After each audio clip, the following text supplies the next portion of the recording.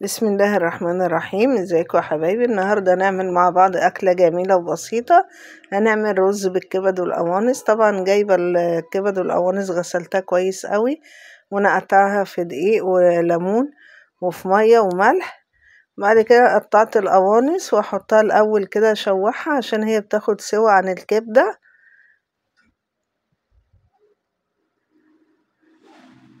بعد كده بقى ما بتتشرب في المادة الدهنية اللي حطها بنزل عليها بمية سخنة، وبعدين لما بتدخل في السوا بنزل عليها بالكبدة كده.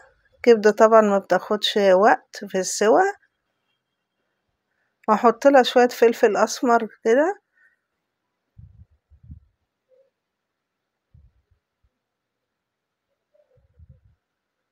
احط لها شوية فلفل اسمر، وبعد كده هبقى احط البهارات بعدين لما نكمل مع بعض.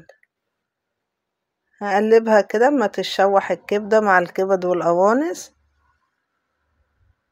شايفين لونها بقى حلو ازاي؟ لونها اتغير. هي كده تعتبر يعني دخلت في السوا. بطلعها بقى في طبق وفي نفس الحلة ونفس المادة الدهنية بزودها شوية وانزل عليها ببصل كده، بصلة مفرومة،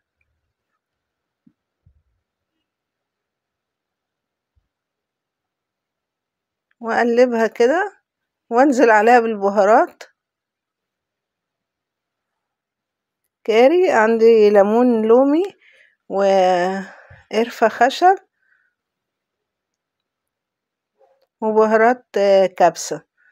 بعد كده بقلب كله في بعضه وانزل بالكبد والقوانص اللي كنت سويتها قبل كده، وبعدين بنزل بمية سخنة عليها، وبعد كده بننزل بالرز زي ما حضراتكم شايفين، واظبط الملح بقى. شايفين الكبد والقوانص جوه الرز اهو.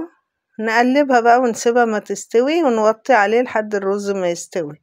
على فكرة ده رز مصري، وممكن تعمليه برز بسمتي. ده بقى قمر الدين بعمله وضربناه في الخلاط بس بتنقعيه قبلها. وده الطبق بعد ما خلص. ايه رأيكم بقى؟ يا رب تجربوه كده وتقولوا لي عن رأيكم. السلام عليكم ورحمة الله وبركاته.